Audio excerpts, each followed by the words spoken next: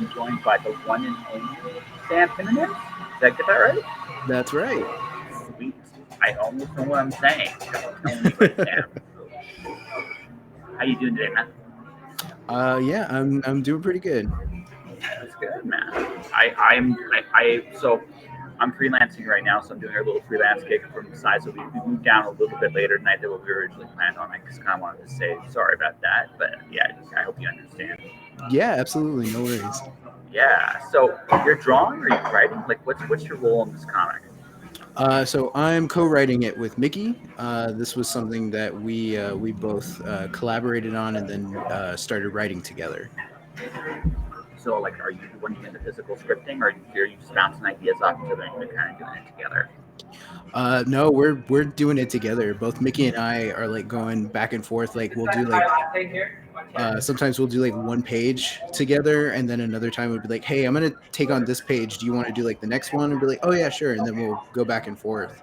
So So you make the connective tissue, make it work together, kind of just play along. Yeah, exactly.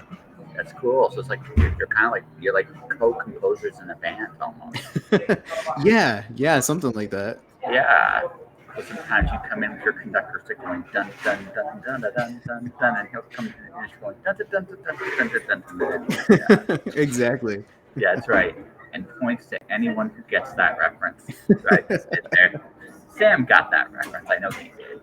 Yeah, yeah. So I guess I should ask this then.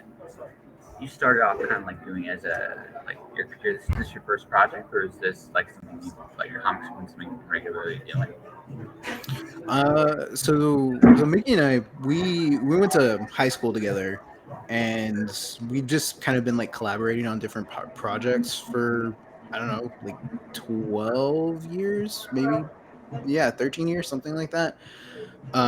We've written a couple of short films together, and yeah, we back in like 2019 we did the first issue, and that was like that was us being like, hey, like let's actually do something. We love comics, like let's actually make a comic. So in 2019 we did issue 1, and then now we're doing the first graphic novel, so it's issue 1 and then all the way up to issue 5. See, I kind of dig that because I have a theory about graphic novels. I say that let's see if you agree or disagree with me Okay. now. So I kind of equate comics and music. So with music, you release a single, then you release the whole album. That's kind of what you guys did here. It's like you released the single, people liked it, or maybe didn't like it, I don't know. But it sounds like you didn't like it. And you went, we're gonna make a full album. Is that kind of how this feels? Yeah, that's kind of how it feels. And I think like it was mostly like we did the first one that got funded. That got funded in November of 2019, and we were all set to go with getting it distributed and getting out to everybody. And then 2020 happened, Yeah. and we lost a lot of the companies that were going to help us out. Like they ended up going under. So eventually, Mickey was coordinating with everybody and being like, okay, like pretty sure we can do it now. We can get this out there. Um, so yeah, it was kind of I don't think we had initially planned on it being something that we were going to do like all at once, but because of the pandemic we were just sort of like, you know what, let's go for broke, like let's just do this thing. Let, So let's just get that story out there. Make sure we get that story out there. exactly. Yeah, I totally get that. So there's a couple places I want to go. First off, I am almost jealous of you, and I gotta tell you like why. Because I think you may want to say, "Why are you jealous of me? We just talked for like 5 minutes." But I mean, I don't think. I mean, I started looking at you had somebody you met, collaborated with, and worked with for over a decade. Like Mhm. that is an incredibly powerful thing. I think, and I say it like that because you're working together, and you found somebody at least with a like creative mind to be like, let's we have a similar vision and go for it. I think that's a beautiful thing. Yeah, and it's not something that I take for granted, like at all. Yeah, Because like we went to different colleges, and yeah, just sort of like by necessity had to, team up with other people and like do our own things. But yeah, Mickey's kind of the one. He's kind of like the one person I keep going back to, be like, "Hey, like, what are you doing right now? Like, can I share something that I wrote really quick?" Or he'll like voice message me and say like, "Hey, I got an idea for something," and then like 5 minutes go by, and I'm just like, "Yeah, yeah, absolutely." Um, so yeah, it is. I am very grateful that Mickey and I are very much like in sync with each other when it comes to this. No, that's cool. So, is it fair to say that you guys are kind of like each other, like kind of like at least a little bit like a family? Oh, absolutely. Yeah, Yeah. he's like a brother to me. Yeah. Big brother or little brother? Uh dang, technically he's like a month and a half older than I am, so I guess he would have to be my big brother. Okay, let's see. I have a sister. I love her to death. She's the Mhm. younger sister. So like like when you're the oldest, see the oldest one always gets usually kind of feel like a sense of responsibility, but also this is what tends to happen too when it gets to a certain age with adults. You take care Yeah. of each other. You take care Yeah. of each other, and I'm certainly not afraid to stand up for my sister if push really comes to shove on some things, and Mhm. vice versa. I know she'd be the first person there for me too. So it's kind of like that's a beautiful little bond, and it sounds like that's like where you guys are at. And I also mentioned the brotherly thing because you guys kind of are like family and brothers. I mean, sometimes you do stupid shit to each other too. It's just like Oh yeah. Oh yeah, absolutely. It's like, yeah, I'll throw a punch for him, but will I take a punch for him? Maybe. no, I'll let him get first. you would, but at that point you'd be like, why did I take that punch? It better be for a good reason. Because I'll punch Yeah. you. Because otherwise, and and that's the other thing too, because you are connecting with friends and stuff like that. There is something about you can push a friend a little harder than you can push a regular person, and that's not sometimes it's a good thing and bad thing, but sometimes it's like it's cool to have that, and Yeah. I think that's an honest like. No, it's a gift. It really, really is a gift, and I think that's the best way to put it. And you guys have done films and other creative projects together, and so it sounds like so film and comics. So was your first love film, or was it like, or was comics your first love, and you just happened to end up in film? Ooh, that's a good one. Um, Because they're I would similar say in a lot of ways, right? They're similar in a lot of ways. yeah, yeah. Well, because like I don't like the idea that like comic books are or could essentially just be like storyboards for movies. Um, No, no, I don't necessarily agree with that. But here's the, yeah, but I see why they can be though. I think this is the one thing I think that's a common person has to acknowledge this little point because here's the big difference between movies and comics: mhm, emotion. exactly. Yes. Comics is all about creating the illusion of time passing.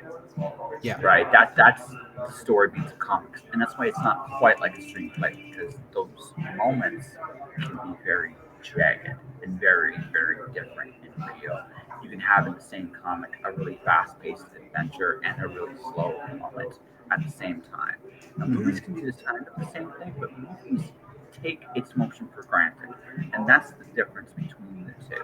One's all Yeah. about creating it, one's all about just telling a story with it automatically there and included, right?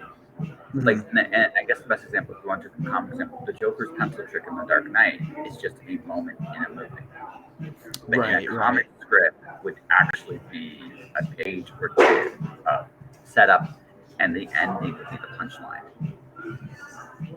Absolutely. Yeah. Yeah, right, and that's the difference between the two. Now, that doesn't mean, but again, going back to what I'm saying, like bring back to the question here, that doesn't mean that a good comic can't be a great screenplay. In fact, it probably can be because of the elements I'm mentioning here. It's that whole emotion kind of deal. So, Yeah. Absolutely. And I think I think like I fell in love with movies first. yeah. That was sort of the thing, like watching Indiana Jones, with my dad, with my brother. That was sort of like my gateway into movies and be like, oh yeah, like this is great, and like yeah, obviously that sort of sparked it in me, like, hey, people do this for a living. I think I can do this for a living. I think that would be fun. Um, and then a little bit later, once I was older, maybe like 10 or so, um, I started getting into comic books. Because it's like by that time, you've seen the Batman movies up to that point, and so it's like, oh, that's right. And then the animated series, and then you start reading the comics, and it's like, oh yeah, this is really cool. So I think coming from like film and going like into comics, and then sort of like bouncing back and forth, that's kind of been an interesting experience. So who do you like in comics and who do you like in film? Ooh, I'm just in curious how in super. Yeah, I'm just curious if they're similar. That's all. Like I have a theory, but we'll see if I'm right. Okay, okay. In what terms? What are there any Well, sort of like boundaries or? you're a storyteller, man. So there's Yeah. stories that you personally like. Look, you know how a story's told. The thing is, here's the thing. We both know this. We're fans. At the end of the day, we're fans. So Yeah. there's a certain kind of story that tickles our fancy, no matter what. Like for me, if we're talking comics, I'm a Green Lantern guy. I've always been a Okay. Green Lantern guy. Not so much a movie guy. I think you understand why I say that in that particular case. But I love the idea of a science fiction, like seriously, it's about a dude with a Russian ring that can achieve anything and overcome fear. That's badass. Exactly. That's badass, Yeah.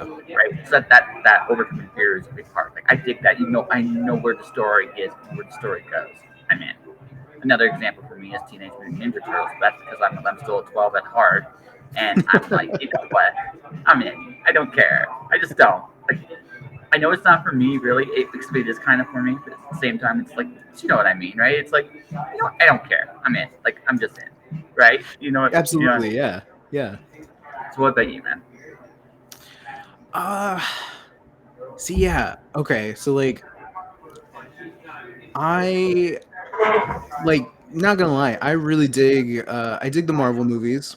Yeah. I really like the MCU. I think now that they've done all like the Infinity Stone stuff, like I think now we're sort of getting back to like, I guess, smaller storytelling.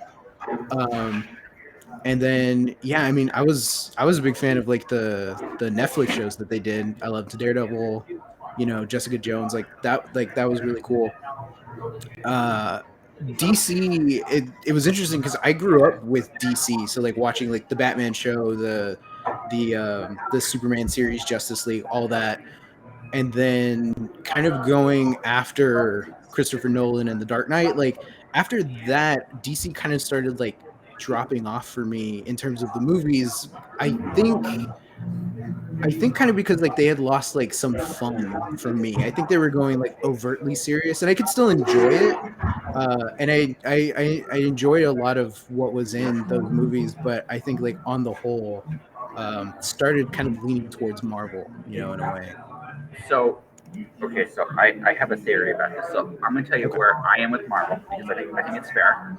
I I will never do another Infinity story. Hey, buddy, what's up? JHD, he is my partner in crime, right? He let me write in the zine. I did a story about a glorious glitter dragon for Magic the Gathering zine. So it's kind of important that you make a dragon that glitters. Oh, That's yeah, totally. absolutely. Yeah. If you're not making a dragon that glitters, why are you doing it? Exactly. And John was supposed to be my guest. That's John. He was supposed to be my guest yesterday. Unfortunately, my computer decided, by the way, we need to reformat everything. I was like, oh, you got it. I apologize. Yeah. John's Yeah. coming back on Sunday, folks. He's coming back. But yeah, Oh, I digress. Going back, so here's the thing. I love the MCU's small stories. I yeah. love them. I think they are fantastic.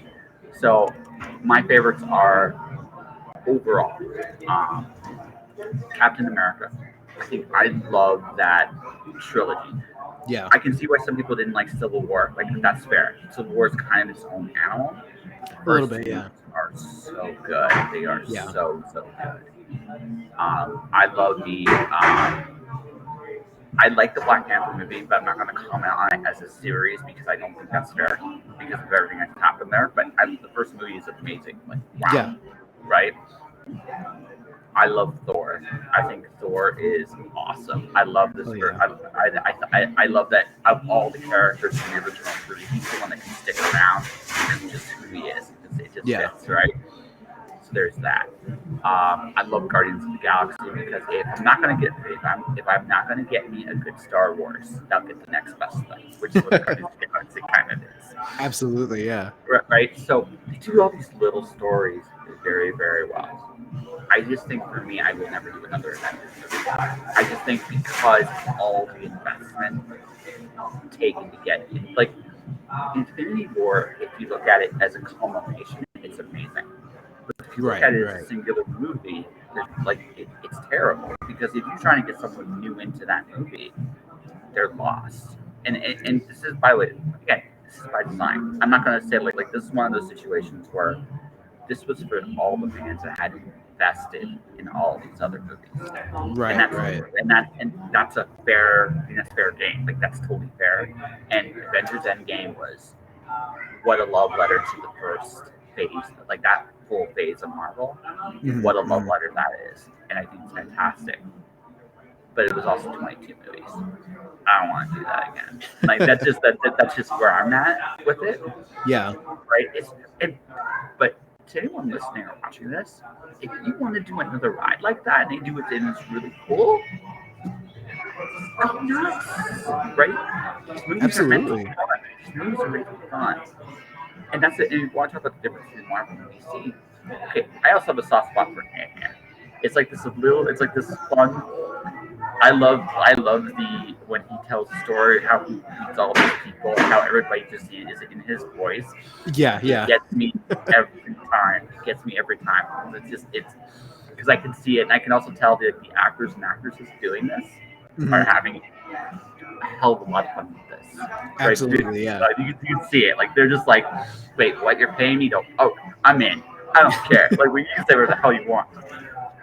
So all of that to say, right? I love these little moments. Like Marvel knows how to have fun with all their characters, all of them.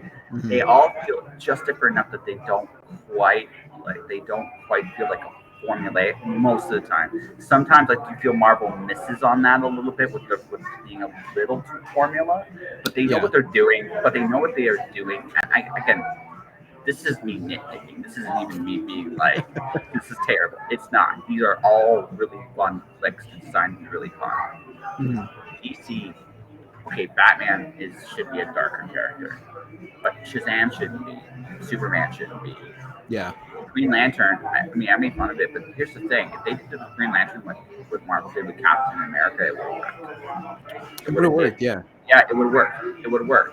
They knew that Captain America had a very convoluted story, so instead of trying to put it all down your throat in one movie, they decided, you know what? We'll tell a World War II story. We'll tell a fun World War II story, and Yeah. it was really good. Then he comes to the real world, and that's why Civil War is such an amazing movie because you Mhm. have that context, Mhm. and him coming in, it's just coming into this brand new world. And he has this idea of how the world should be. And sometimes you feel he's right, sometimes you feel he's old. And he's neat. That is such. But again, could you imagine they had done the Green Lantern movie the same way, where he just gets the ring, he fights, we'll say Hector Hammond just by himself. Hector Hammond, you may have Sinestro in the story at the end, helping him, kind of, sort of, Yeah. right? That could have been the movie by itself. That would have been simple, and it would have worked.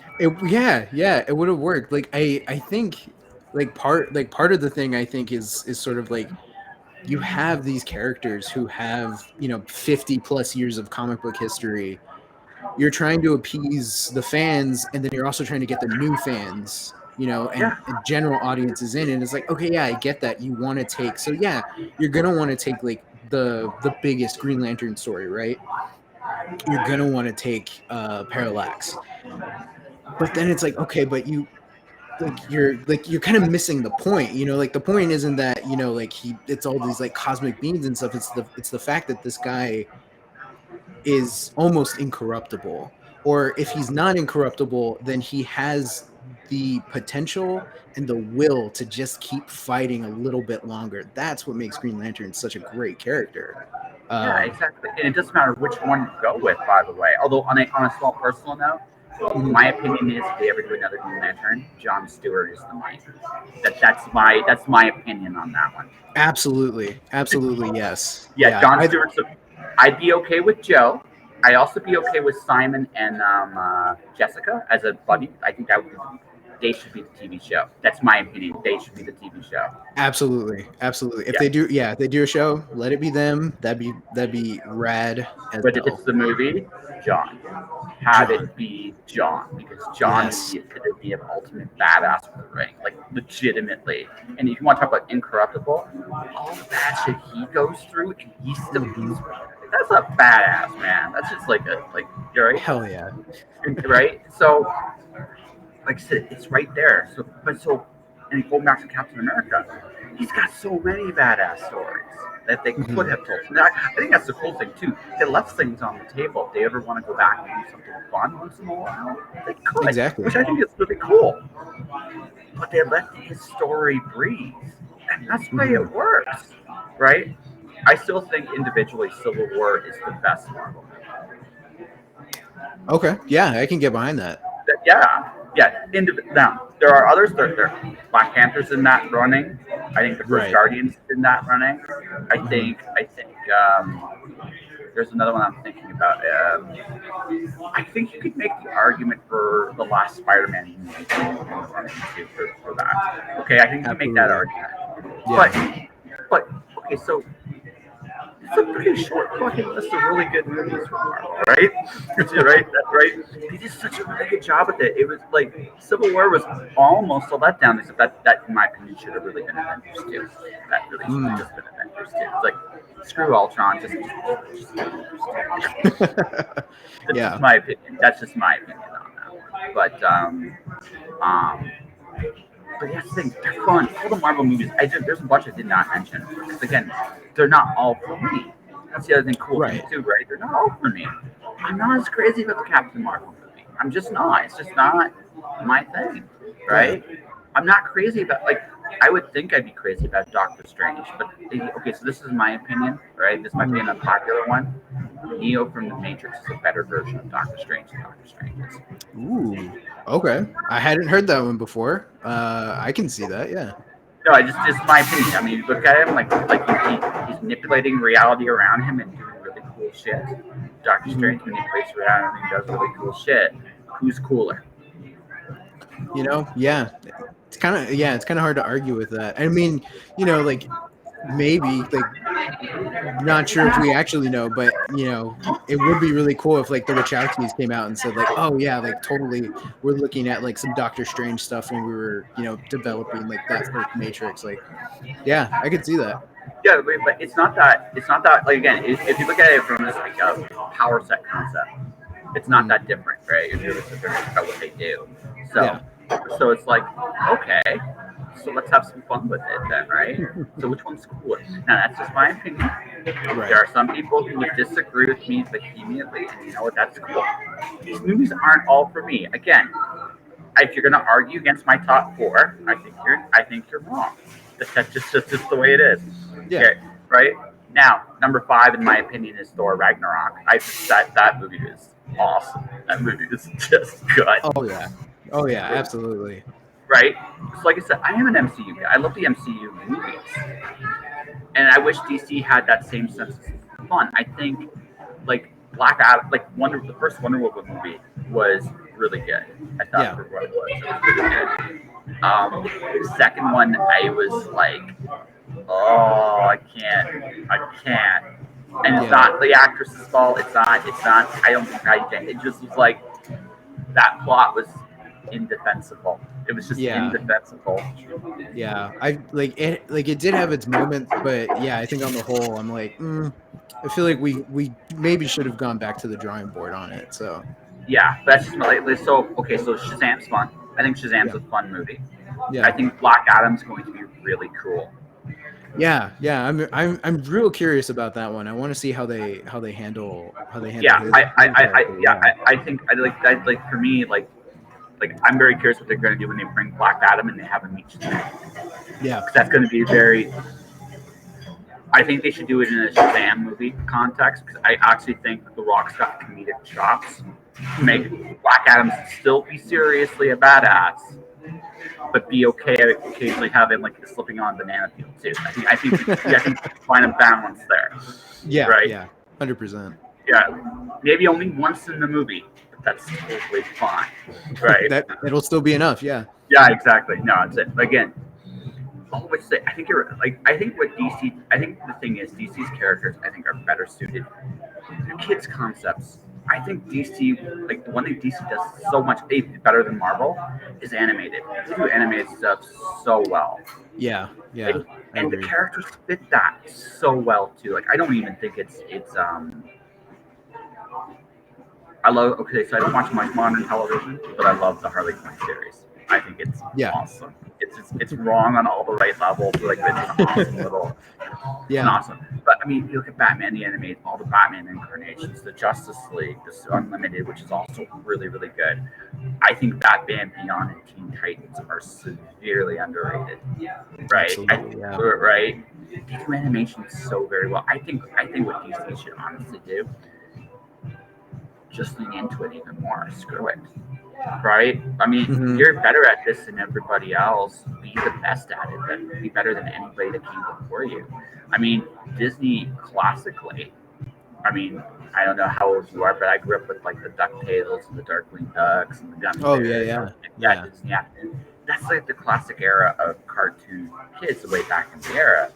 I think you can top that with what DC's got today. I think you could. Yeah, yeah, I agree.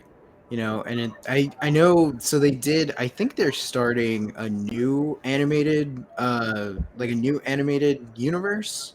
I think that started with the Superman, Man of Tomorrow. Okay. Um, I just saw it like a couple of days ago, and I really enjoyed it. I really liked it. Because I know they were doing like a big sort of like I don't think it's like Infinite Crisis, but it's like a apocalypse or something like that. They were going for it, and essentially like that universe ended, and now they're like starting over. Um, and I'm enjoying it so far. So yeah, I think you're right. Like DC does their animated properties better. And yeah, if they just like really leaned into it and like maybe put a little bit more money into it, I think yeah, they'd be Well, skyrocket. like, there's nothing wrong with being like, okay, I'm a big Japanese anime guy. Yeah. There's nothing wrong with great animation.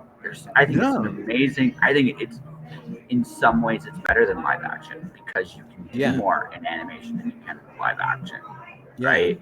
That's just my like I don't know where you are on that spell, but like I look at a show like Full Metal Alchemist or Samurai Jack or Avatar, and I'm looking at that kind of style, and I'm like, Hmm. I mentioned two American ones. I'll mention a couple of them. Kojias. I'll mention. There's another one in my head that just slipped my mind. That was really, really, really, really good. Sword Art Online. It's another really good one, right? Yeah. So many, like they do a really good job of exploring deep adult concepts in animation and Yeah. still have fun with it too, right? Depending on what your style genre is. Like again, Full Metal Alchemist to me is one of the best animated shows I've ever seen, Yeah. right? And it's a Japanese property. Like roll with it. Be the best animation you possibly can, because Marvel can't touch you there. Marvel's tried. They Hmm. can't do it. And I think too, like I think that's sort of the perfect bridge between comic books and film. Yeah. It's animation. Like it's less so much like just using the comics as like storyboard and more so like no, this is the next like evolution of that. Yeah. And yeah, like to do you can still do like a gritty storyline and then have somebody slip on a banana peel, like you can have Spider-Man go through like his umpteenth day of, like this is hard, like I'm the only person that can do it. And then yeah, he like face plants into a car. Like it's fine. And I honestly like Into the Spider-Verse proved that. Oh yeah. That you can take this character, you can take this format, have it be, family friendly, but still tell a compelling story. And that I think that's more of what DC should be going into anyway. So I look at a character like Blue Beetle. Mhm. got a cool history. Mm-hmm. He's got a really cool history. Tie it to the mythology of the DC universe in a very fun way, Mm-hmm. without being tied down to it. Yeah. And Yeah. that's the thing about Wayman. Where I always get this wrong because I want to say Jamie, but it's Wayman. Right. Yeah. Yeah. Yeah. Yeah. I always the J's. Sometimes they get me. Sometimes It's hard. But Yeah, it's hard. but yeah, don't hold it against me too much. I mean, I know my last name's ridiculous too, but I just like no, I look at it kind of like you want characters that you can do. You can't. Batman's got such a cool world. The thing about Batman is, as much as Batman is a character, so is Gotham. The city itself is its own character, and you've got all these characters like Commissioner Gordon, Montoya, right? You have a culture inbuilt in you have a culture built into. I mean, that's where Harley Quinn came from. Was Yeah. from the animated show. Yeah. So that's what makes Batman cool. What makes Spider-Man cool is that he's basically Percival, or he's basically Percival, just reimagined slightly. But I mean, he's essentially a Percival. Yeah. With Women, you've got kind of like a nice middle ground between a cool world and a Percival. So just he's got the Holy Grail. He's got the Scarab, Mm-hmm. right? He's got a cool thing nobody else got. He's got to figure out how to use it and just introduce some people that just want the Scarab. And you got yourself a fun little first season right there. Yeah, there you go. It's not hard, right? Yeah. Right. Oh, sorry. Go ahead. No, are you saying that I should pitch that? Yeah, I think you should. I think you should pitch that. Yeah. No, it's just one of those. It's just one of those things. Like, he's not a hard character. He's a perfect kind of character that DC should be looking at. Stargirl's another one. Like, she's another one you can go with that. I'm a big fan of Super Sons, Superman, and Batman. Like, I think that is the best idea DC has had in the last 10 years. Yeah, easily. Right? Making Superman dad is actually not a bad thing. If I can get actually he evolved superheroes, that works with him. That totally works with him. Yeah. I think having like the Brave and the Bold, the really cool Brave and the Bold with the younger is such a cool idea. It's like, why don't I don't know why they aged him up. They shouldn't have. Just like leave him a kid, leave Damien a kid. Yeah, it was that easily the best idea they've had in the last 10 years. Easily. I know. I kind of like. I do enjoy, I guess, what they're doing with John now. But I miss when he and Damien were the same age and they had their adventures together. Yeah, I'm also kind of waiting and wondering, like, is DC like eventually gonna do like a, not so much like a retcon, but then it's like, oh, here we go, like he gets blasted by a de-aging ray or something, and well, so here's my thing. They're probably going to do another Crisis, which makes me kind of just feel sad on the inside at this point. So, in part because I'm a big George Perez fan. I actually met George once, and it was really? Yeah. So here's the story. I was interviewing George Perez for a website called comicblock.com, which was John's website way back in the day. Mm-hmm. I go to meet George. George is in the comic legal defense fund. He's drawing as a talent. It's like, so George had this look when he was like, he had this thing in his head, like, should I, shouldn't I? He's got like this look. And I go, hey George, I'm Josh. I'm here to interview you. He goes, do you think Satana should have a top hat? And I'm like, what do I say to George Perez? Like, no, I don't think I'm qualified to make that answer, right? And also, he wants to really do that top hat. So I said, this is the closest I ever had to the news went. It's like, what do you think, George? Yeah, she should have a top hat. So it's stronger with a top hat as I'm interviewing him. And he was truly one of the sweetest, truly one of the sweetest people I've ever met. And this was him. This was right after his JLA Avengers arc. It was right in the middle of that, right? No. He was doing Brave and the Bold with Mark Waid. That's what he was getting into. Okay. It was after that big run. And he's like, and I remember this going, he goes, I'm still the pretty girl to grow on. Everybody wants to work for me. It's like, well, yeah, you're not George Perez.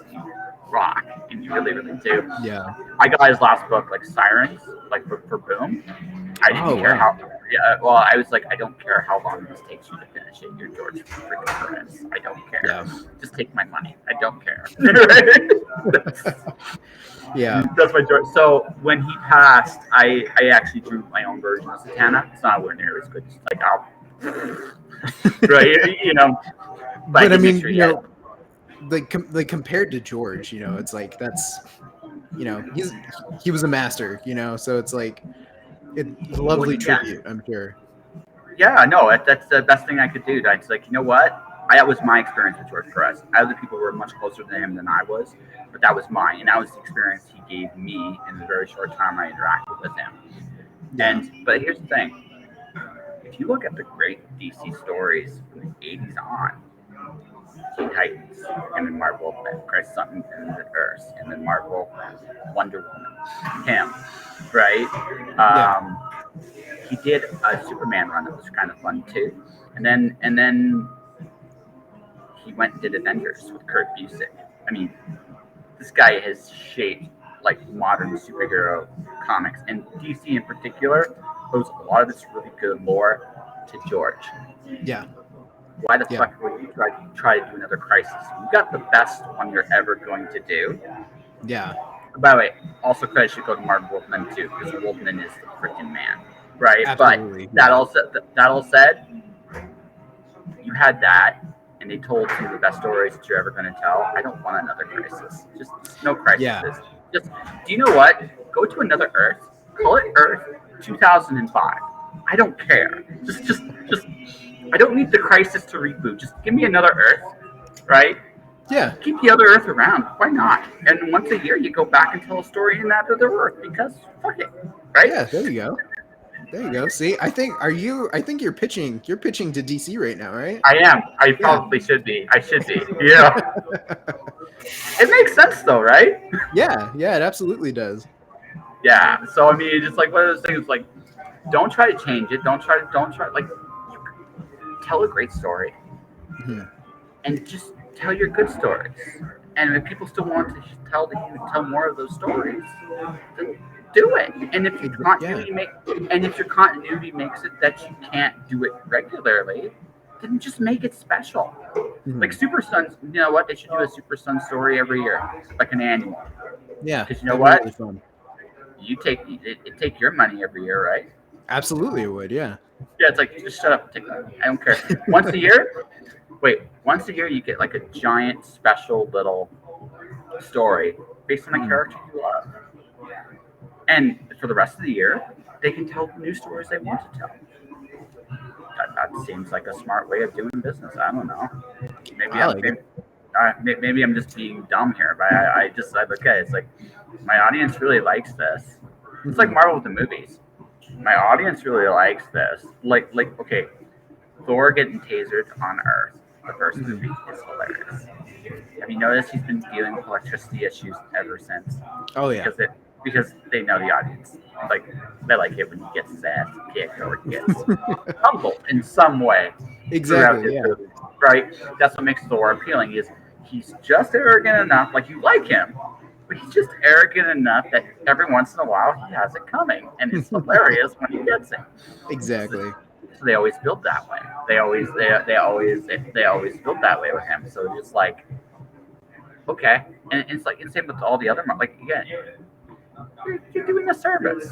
Part like fan service isn't a crime. Yeah.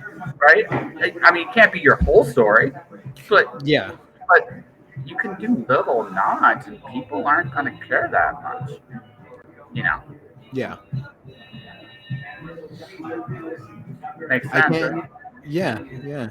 I can't say I don't know where Mickey feels on the subject, but I can say from my end, we're never going to do a Crisis in our comic. Yeah, that's way too much for me. I'm like, no, like we'll probably big events at some point, but yeah, definitely not anywhere near Crisis level. You say that now. In 5 years from now, you'll come back on my show, the episode like 1500, and you'll be like, "So Sam, what happened?" He goes, "You'll be like this. Josh, I said never. That was my mistake. That was my That was mistake. Yeah. that was my mistake. And then you have like a shot of something with you. It's like, so how's it coming? I love it and hate it. I hate that I love it. Is that a crime? Exactly. I'll just be like, I thought it was a great idea at the time, and I still kind of do, but I want to slap the guy that came up with this idea, and that's me. So, And so occasionally, every once in the morning, you just look in the mirror, you give yourself a slap. I had that coming. Bad boy. Don't ever do this again. Thank you. exactly. No, no. I mean, that's just it. Like, you find a story. Like, this is the business end of it too, right? You're trying to tell the story you want to tell. And you're starting. The one advantage you have is you can tell any story you want to tell. Mhm. But then suddenly you got hit. Someone really likes what you guys are doing. Like, again, you tell this whole story. Oh my God, it's great! And all of a sudden you get all this response. This is freaking fantastic. When you tell them the sequel, we're done. No, really. When you do the sequel, then you're gonna go to Mickey. Mickey, we got a problem here. Like, it's a good problem, but it's a problem. We we gotta figure out another story Mhm. because they want another story. And they're throwing us a lot of money to tell the story, You right? know, And yeah. I mean, that's the problem you want to have in life, right? Telling the story like that balance between telling the stories you want to tell, like the big filet restaurant, or being McDonald's and just giving people what they want repeatedly, And every once in a while you're going to do this, but every once in a while McDonald's wins, and that's okay, right? As long as you're okay with it, right? Yeah, exactly.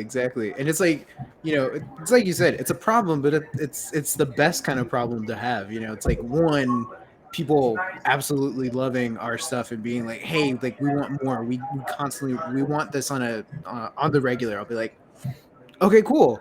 Quality wise, I don't think I can give it to you regularly because, you know, diminishing returns, or yeah, it's the difference between a steakhouse and McDonald's.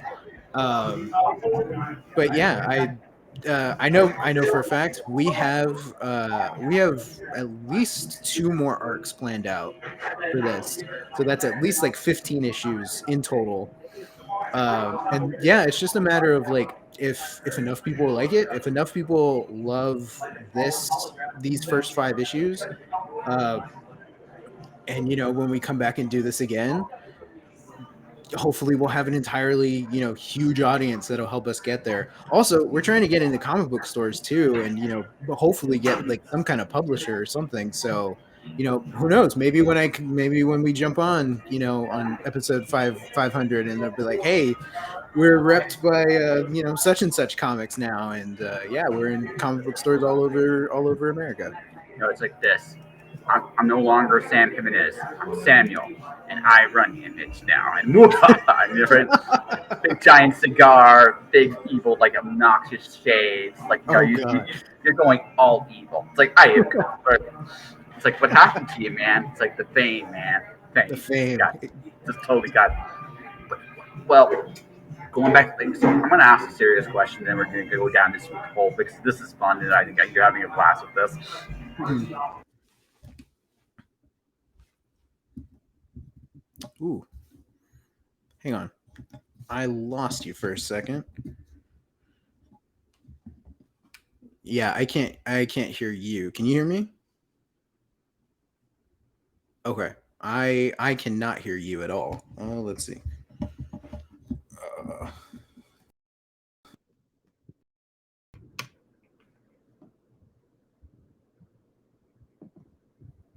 nope. Nope. Still can't hear you. Yeah.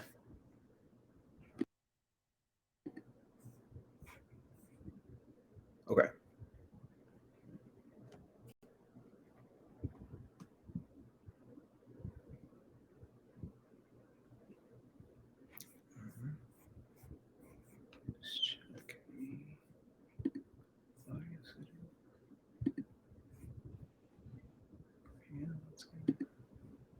Can you hear me now? Yes. Okay. Okay. So let's ask. So this is a serious question. Why do you want a publisher? I don't think there's anything wrong with it, but I think at this point there needs to be a good reason for it. and I'll tell you why I think that in a minute. But why do you want a publisher? Well, I guess, well, for one, kind of like a safety net in a way. Okay. Um, and it's also, like right now it's me, it's Mickey, and it's Anna. We're we're in three different states across the country. Mickey's in LA, Anna's in New York, I'm in Texas. So it's like, like it's super great that we're all able to like collaborate together and that we've been able to do it thus far. But it's tough, and we all have day jobs, and I think that's kind of the thing, right? When you're Okay. when you're making when you're making comics, it's like you kind of want it to turn into something that is your job now, you know? No, I totally get that. So can I? I'm not saying you're wrong, but can I offer you some thoughts on this? Because I Please, kind of, please. yeah, we're in a very unique space in publishing in general, in the sense that there is no one correct way anymore to get there. Yeah. Right? You could take a myriad of different paths to get there. Now, it's about what you guys want. I'm not. By the way, don't take this as me saying you shouldn't go with a publisher. That's not what I'm saying. What I'm Right. saying is, have you thought this through? Because so here's the thing with Kickstarter. You're building an audience, right? You can get movie deals on your own. It's happened. And Mhm. it's not irregular anymore either. And that's a goal you guys want. So you can create your own audience. You can massively take your intellectual property and put it in a variety of different ways on your own. Mhm. So throwing this back to the publisher, what does a publisher offer you besides maybe a little security, Mhm. right? And that's why I'm asking it like that, because I kind of want to hear you, because don't get me wrong, Image, Boom, Dark Horse, DC, Marvel, all have audiences that are huge, and I get the idea of wanting to hit as many different audiences as possible too. Right. I Right. totally get that. What I am asking is, it sounds like your goal immediately is to create your own audience. Right. So does a publisher fit you right now? Does that make sense that I'm asking it like that? Yeah, yeah, that makes sense. And yeah, that's a good question. Um, and I think it's sort of like right now we're in a state where it's like we're going with the flow. Whatever happens, happens. Sure. We've put out a first issue of a comic. That was, That's that huge, by the way. But yeah, it's yeah, very huge. yeah, because it's like how often does that happen? How many Kickstarters, go unfunded, for just the first issue, like so the fact that we were able to make it on that that was huge. And so I think we're just kind of carrying that with us this time, Yeah. We're right now we're over 64% of the way funded. We still, I think, have about 20 days to go. Um Sweet. yeah, 20. I don't know. I'm forgetting the metric here, but No worries. No worries. yeah, And yeah. yeah. So I'll we, look at the project when we're done. If it's earlier than that, I might be able to talk to the boss of this podcast here. I might be able to get him to bring the audio episode down a little earlier. He is okay. a bit of a dick, but I think I can talk him out of it. All right, all right. Yeah. So it's kind of like, maybe like we're not actively sort of looking for a publisher right now. Uh, but just the fact that like we have the first issue printed, we can show it to people. It's in some comic book stores right now. Just that fact alone, I think, goes a long way for us.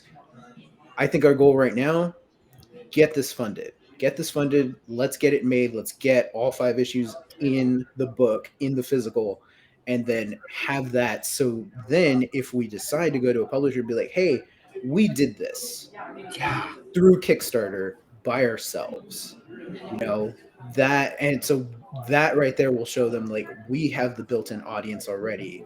So then it's Yeah. it's kind of us coming to the table instead of being like, hey, what can you offer us? It's like, what can you do to make this better?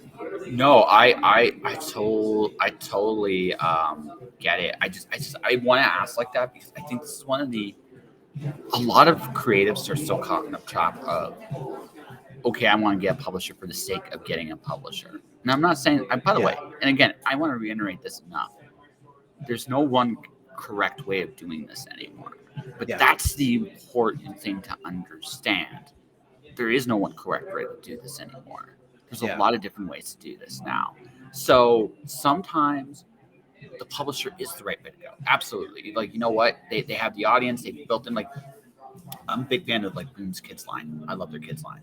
If I had something that fit that, I would pitch that there in a freaking heartbeat, because why wouldn't I, right? It fits, right? Or I think Boom right now is like what Image was during the Sega era, where a lot of really cool books are being made right now, right? So if I have a really, like, I want to be one of the cool books, like, that's where I want to go. Yeah. Right. And I say it like that because that's, by the way, those are my reasons for Boom. Dark Horse has other reasons. Image has other reasons, right? So and I say it all, and I say this all, like, respectfully, because the other option too, there are people right now making a living, really good living, on Kickstarter, just doing comics. There, I mean, the range, and that's the other end of the spectrum, right? And there's nothing wrong with either path, because really, who cares? As long as you're paid at the end of the day, who gives a rat's ass how you do it, right? But but the thing is, I think from a business standpoint, one of the hardest things I think any creative has to kind of think about is, okay, like, for example, I wrote an Alice in Wonderland Greek mythology mashup epic poetry thingy, right? Okay. All right. I also accidentally built a board game about it. Okay, I want to know how you accidentally did that, but yeah, we'll get there in a sec. We'll get to my point, then I'll tell you the story there. Okay? Yeah. But here's the thing: could I pitch that to a publisher? Like, probably not, because I'm creating a multimedia project, right? Yeah. And it's not a knock to the publisher for me not wanting to go there. It's just, I'm not sure how they would. How do you sell me that you're going to be able to market this? Right. I don't know what the good answer to that is. Now, on Kickstarter, however, wait, an Alice in Wonderland based board game on top of a really cool story? I'm in. Yeah. Right? I can see that. Yeah, absolutely. Yeah, right? It fits Kickstarter better than a traditional publisher. But I've thought this through. This isn't, again, a different project with different rules, different possibilities. I wouldn't necessarily choose that.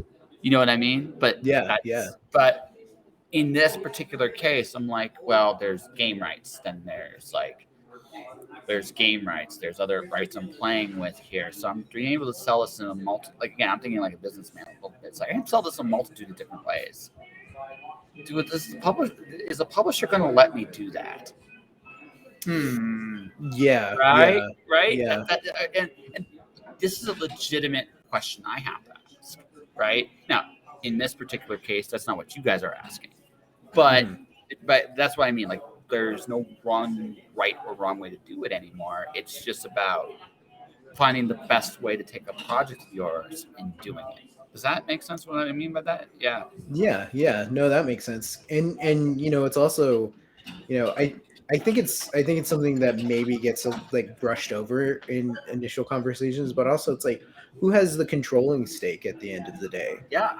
Because if we go to a publisher, with either of our ideas, and then it's sort of like, okay, sign whatever contracts. It's like, if we decide to back out on it, then it's like, well, then do they still have rights to this? Can we not try and sell this somewhere else for X amount of time, or are we going to get held up in litigations or anything? So yeah, like I can see the pros and the cons, for having a publisher. And yeah, it's like we're in kind of like I feel like we're in kind of like a boom of indie comics right now. Yeah, absolutely. No, absolutely. And like I said, that's why I asked that question, honestly, because it's like, what are you guys going for? But you have a bit of an answer to that, and that's all that matters to me, right? Yeah. Right. You've at least thought about it. Now I'll tell you the answer how I did this. Okay, so I was initially asked to do a Lewis Carroll poem for an anthology.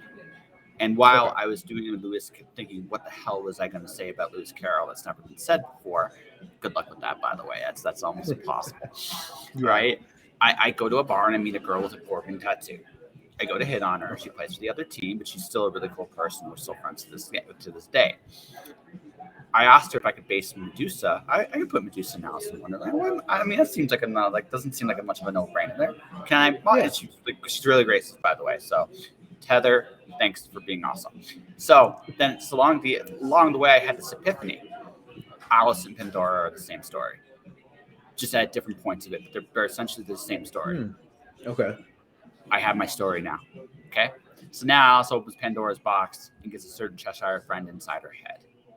And now she has to wander the multiverse to try to figure out who she is and where she comes from. That's the base. That's the basic concept, okay? So here's the game concept. So you know how fantasy maps work, right? Yeah. That would be boring for Wonderland, though, wouldn't it? Yeah. It would be boring as a hell, little bit. right? So I had this idea of a snakes and ladders type game board. Okay. Ooh. Okay. That it fits Alice in Wonderland perfectly, Yeah. right? In a lot of ways. So I come up with this idea and I visualize it all because I know all the world she's going into and all the fun stuff. It's like, yeah, okay. Then I had this moment. It's like I look at this game I imagined. How do I play the game? The moment I ask that question, God, universe, whatever you want to call it, beam the rules into my head. And I suddenly had a board game. It works and ties to the story. Oh wow. Yeah. Magic. Right? That's how you accidentally invent a board game. Is you have this idea to do a map based on a board game, and you just cannot help but be curious about how to play that board game. Mm-hmm. And then suddenly it just magically comes to you. That's amazing. I love it. Yeah. And it works too. I've play tested it a few times. So I got to build a really cool board of it at some point this year. I'm going to build like the cool board version of it. Okay. And then test it out some more. So the idea is it's a snakes and ladders variant. The only difference is that the portals move every time you roll a 7. Ooh. Okay. Wow. It works. Yeah. Okay. Yeah. I can see how this is going to be a little trippy. Yeah. Oh, absolutely. The objective is to catch the queen of hearts before she gets to the board 100, where if she beats the Mad Hatter, she wins. Okay. Right? But here's the thing. This is what makes the game interesting. There are monsters on the board that Alice, the cat, or Medusa have to fight. It's a co-op game, the initial version of it. Okay. So they have to fight all the monsters, and the queen can ignore all the monsters because they're the obstacles for her, not for them, not for you, not for the queen. The queen, however, much like you, can go and get sucked into these portals. So depending on what happens, she can be behind you, she can be way ahead of you. Mm-hmm. So I love that. I think that sounds fun. That sounds fun as hell. Yeah. So that's so my next book is called Alice 2. It merges the Houses of Fate with Through the Looking Glass, and we'll just leave it at that. Right? And it deals with a certain Cheshire friend inside Alice's head. And Alice kind of basically got through all your Through the Looking Glass, through a mirror darkly, you might see the worst, best, and worst aspects of yourself. And that's what this is about. Mm-hmm. So when Alice learns her fate, and I'm not going to spoil anything, but again, I've already thought this through, as you can see. And the thing about that is, again, everything I just told you. Could I do that with a publisher? Probably not. Right? Probably not. Right? Could I do it through a game company? Maybe, but I'd have to make the emphasis the game. I don't quite want to do that. I want the game to be important, but I don't want it to be the whole story, if that makes sense. Right? Yeah. That makes sense. I do want the game to be part of the story because that also is very appealing. Mm-hmm. We live in an era where this is possible. Yeah. Yeah, absolutely. Yeah. And when I'm ready to kickstart the game, I will let you know because I can kind of tell you, it's like, I'm in already. I don't even know the story, but I'm in. Yeah, it's like I'm totally in. Please don't spoil anything for me because I want to, I want to fund this and then I want to get it in my hand so I can play this thing. Yeah, no, totally. I won't. But I figured, like, that's the basic rules, ladies and gentlemen. This literally came to me literally when I asked. So ask and you shall receive. Sometimes it's absolutely the truth. There you go. There you go. But we have talked for nearly an hour, and I have enjoyed this conversation. But we probably should talk about your project at some point, a little bit more in depth. Not that I don't mind your company. You seem like a really good dude, and it's that, like, honestly, you, again, in a small way, I envy you because you seem to have been surrounding yourself with really good people that are pushing you forward, and that is an awesome, awesome thing. Kudos to your team, all of them, because Thank you. yeah, Thank you. yeah. So that all said, so you guys went all in because it's like it was like kind of like a now it's never thing. Because if it had been normal time, the fifth issue would have come out around this time anyway, probably, right? Yeah, or like close enough to it. Because I think that was kind of like our thing that we were gonna do, maybe like every year or something. Like we'd put out like the next issue or something. So yeah, that was, everything that happened in 2020 was just sort of like, oh yeah, no, let's go for broke. Let's do it right now. And I think like I know Mickey and I have talked about like some contingencies, if this doesn't, end up going through, but that I'm not exactly focusing on that right now, kind of just like, yeah, looking ahead and being like, no, when it gets funded, we'll talk about how we're going to distribute and then where we're going to go from there. No, I get it, and like I said, you're gonna come back with the gangster and the rings and the obnoxious and the cigar, right? You The bring cigar. yeah, you'll bring like you'll bring your full Spanish accent into it just because right, you just play it up, say hello to the bad guy, right? So Yeah, something like that. Yeah, something like that, right? Hey, you might as well. The way I look at it, honestly, is you might as well shoot big. I get like wanting to keep your ducks in a row, making sure your stuff's right. That is just good discipline as an artist, let alone like. But I mean, in 2019, this wasn't the indie comics boom, and you got funded. yeah. In 2022, you're in the heart of the comics boom. I somehow feel you guys are going to do very well.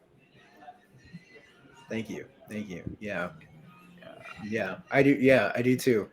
It's been, a little bit of an uphill battle, and we still have a ways to go. But that's why we're here. That's why we're trying to, get our names out there, get the comic out there. So Yeah, no, it's totally fair. Okay, let's before we talk about we get to the final pitch. Like we glossed over comics a lot. What's your favorite movies? I'm curious now because you talk about the Marvel movies, but yeah, I mean, I see. Marvel movies are great popcorn. They're not steak. So what's your movie? I know you gotta have one. oh man. Well, okay, yeah. You might be surprised. And I think I sort of like came to realize this within like the last few years. Like, if I had to say what my favorite movie is, yeah, it's the Muppet movie. Which one? The original Muppet movie or like? Yeah. Yeah. Okay. Yeah, the original Muppet movie. Muppet Christmas Carol is my personal favorite. Oh, every Christmas I'm watching Muppet Christmas Carol. That's like, it's not Christmas until I start watching that one. But yeah, like I don't know. I honestly don't even know what it is because I've seen all of them. Like the new ones, Muppet Treasure Island. All that stuff. And I love them. I love them all. But yeah, there was just something about I think mostly what it is. It's about like the journey, and it's about Kermit and everybody in the gang like getting together, trying to get to Hollywood, trying to make their dreams come true. And I don't know, maybe I just kind of latched onto that when I was younger and said that like, no, yeah, this is my movie. Yeah. Okay, so I'll confess. Now, my favorite movie is a Disney movie. It's Okay. actually a Disney movie. It is not a great movie, but it's my favorite because of what it emotionally made me feel, which was Angels in the Outfield. I love Angels in the Outfield. Yeah. It's a good movie. It's a great movie. Yeah. But was it the best movie? Like, if I'm going to be fully objective, no, it's not. It's fun though, right? But here's the thing: my parents had gotten divorced. That's when the movie came out, and that desire to want a family that's whole and happy and healthy that really resonated with me when I was a kid. So that really stuck with me. Yeah. Like now, is it the greatest story ever? No, and I'm not trying to belittle it, my love for it because it's a fun movie. Danny Glover's amazing, Tony Danza is amazing, Christopher Lloyd's amazing, right? And the story and the ending are super good. Like although you can see it kind of coming a mile away, it makes perfect sense, and it's Yeah. great. It's Yeah. great, and I will never forget the Christopher Lloyd, Danny Glover like scene where Glover's trying to swear, and then Lloyd just shows up, and you're like, they must have filmed that like 10,000 times because that was hilarious, right? Yeah. Yeah.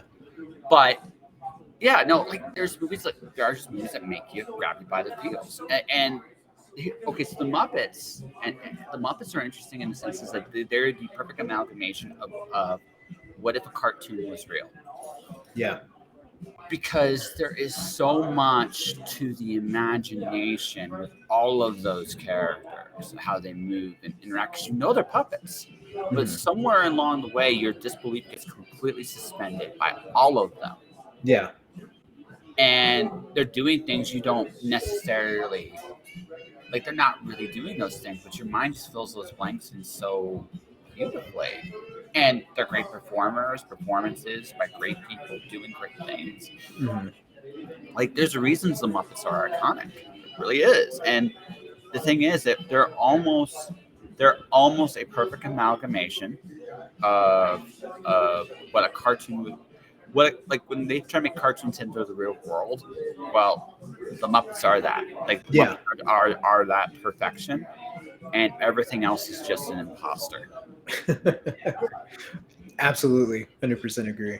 Yeah, but I am gonna say for me it's a Christmas Carol. That just I get why you love the Muppets movie, but for me Yeah. it's a Christmas Carol. I hope you understand that. I absolutely understand that. You can't go wrong. You got Michael Caine, giving the performance of a lifetime next to Kermit the Frog. That's not an easy thing to do. Yeah, So, yeah, it, fantastic movie. yeah, it's the best Scrooge, like legitimately the best Scrooge I've ever seen Yes. Yes. on there. And with and I'm not talking McDuck. That's a different kind of Scrooge, right? And Yeah. also living proof of how you can turn a comic into a successful animation show. That is DuckTales. But that I feel is another conversation for another day because I feel like Sam, you've been able to survive me for an hour. I think I think that's impressive. But also, I think honestly, it sounds to me like you and your crew have done a really wonderful job with everything, Mhm. and like you got a plan, and you know what? Okay, the last question, the absolute last question. Okay. Dream publisher. Like what would be the dream? Like you guys want a publisher. So do you want to like be the Robert Kirkman in Image with an invincible line that's really I'm more of an Invincible versus Walking Dead guy. I mean, I get why Oh people yeah. like it the other way, but that's just me, right? So Yeah. is that what you want, or do you want to be like Mike Mignola? Like I love what Mignola's got with Dark Horse. It's brilliant. Yeah. Uh. Oh, geez. Yeah. I think where I'm at right now, I would say Image. Okay, yeah, Yeah. no, it's totally Yeah. that's fair. Yeah, and yeah, especially because like Invincibles is a great example of that. It's like I feel like that's kind of what we're trying to do in terms of like we're building our own sort of universe, not necessarily with like at, Yeah, at yeah, least no, right yeah. yeah, at least right now, we're not going to get to like an Invincible Wars, in the next issue, but But like I said, 5 years from now, Cuban cigar, obnoxious stage, doing a crossover, and you're hating yourself, and over. Yeah, but that's 5 years from now, right? This minute. yeah, exactly. But yeah, that idea of like we're trying to do that story. Edminia is young and she's just coming into her own as an adult, and then you know life just throws a bunch of curveballs at her, and then she also has to contend with the fact that she's got a ancient Mesoamerican god that she has to contend with, and yeah, so I see that more creator owned, because this is something that belongs to not just me but to Mickey and to Anna, and yeah, I don't ever want that to change. So yeah, I would say Image. That would All be right. like dream publisher. So there we go. Well, we put it out into the ether, so maybe it happens. Hey, dude, Maybe. my goals creatively are different at this point. I'm publishing novels on Kickstarter. Like that's kind of my goal. I don't care about publishers right now. I just want to get paid. That's how I look at it. And people might go, well, you may not get paid on Kickstarter, but I think you can build a community and an audience. I think that's super important as a creative. So that's my goal right now. You, Yeah. like you said, kingpin of but getting into image, and becoming another great name alongside McFarlane, Lee, and Hawkins, and that's not a bad goal, man. It really is not. So I wish you guys. I hope it happens, and I hope it happens on your terms. Thank That's you. what I hope Thank for. you. That's what I hope for. Thank you. I So, appreciate that. so I think we got to pimp your book and where to find it. I think at this point, I think we've hit that point in the interview. What do you think? Yeah, I think so. Okay. So do you have the link?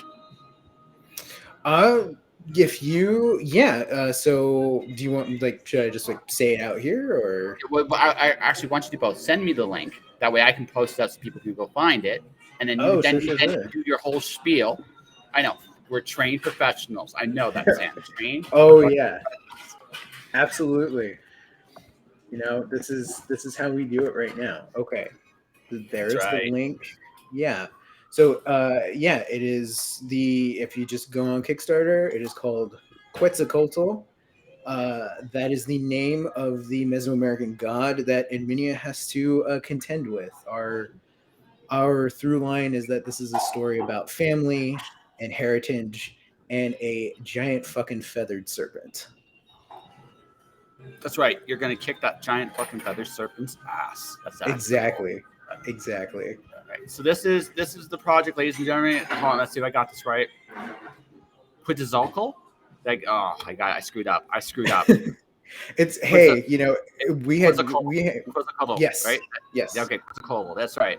Volume 1 is available now. You can go on Kickstarter as we speak. You can bid on it. Hold on, let's see when this bad boy is done. You got 19 days to go, and it's actually 2/3 of the way there. Congratulations, my friend. Thank you. Is there anywhere else you like to promote where people can find you? You know, your team. Like, is there another website? Not another website. But let me see. You can find me. I'm on Twitter and Instagram. I don't really post a lot on Instagram, but right now I've kind of been posting a little bit more for Quetzalcoatl. So you can find me on Twitter and Instagram at Reel. That's REEL, Texas Weirdo. And I believe you can find Mickey's also on Twitter as well. He's at the Mickey M. Okay, so that's you, and that's him. Yes. Okay. Actually, let me actually send you, because I think he does put the in his name. So it's there you go. But yes, yeah. Okay. It's the Mickey M. Sorry, let's do this right. Here, he is the Mickey. Gotta keep. He's not the Mickey. He is the Mickey, guys. Yes. He is the Mickey, and we are all, like I said, no, he's the guy with me with the giant Cuban cigars. I mean, he's got the in his title, after all. Right? I think between the two of us, if anybody's going to show up to an interview with a Cuban cigar and, evil villain beard, like, it's going to be Mickey. I'm just going to be the guy who's trying to hold him back, Or I thought you'd be like the henchman. Like, that would be you then. I could be the henchman. Yeah, you totally be the henchman? Okay. Brass knuckles. I got like a Bane mask on, Yeah. Hey, that's what you want to be. Listen. Brass knuckles. Just make sure it should be like Rick James' brass knuckles, where they actually leave an imprint of a letter on there. Because that would be funny. That would totally be funny. All right, folks. This is Kickstarter I'm a part of actually right now. There's a short story about a glorious glitter dragon and an illustration by yours truly. My first illustration published will be in this book. So you can go bid on that now. And if you want to find all my other stuff, ladies and gentlemen, you can do so on my website, where I'm actually right now doing advertising service. Are you a creative trying to advertise your product or yourself? I can do that, and I have done that for creatives already. I make videos, audio, words, and pictures about make you you. So for more information, check out my webpage there. And that, ladies and gentlemen, is that. This time tomorrow night, we will have another wonderful guest, the lovely Cassandra Sterling. I want to thank Sam for being here for an hour and even me disappearing and reappearing, going like a ninja. That he was here. He's a good sport, a good trooper. Stay inspired, everybody. Take care of yourselves, and I'll see you guys next time.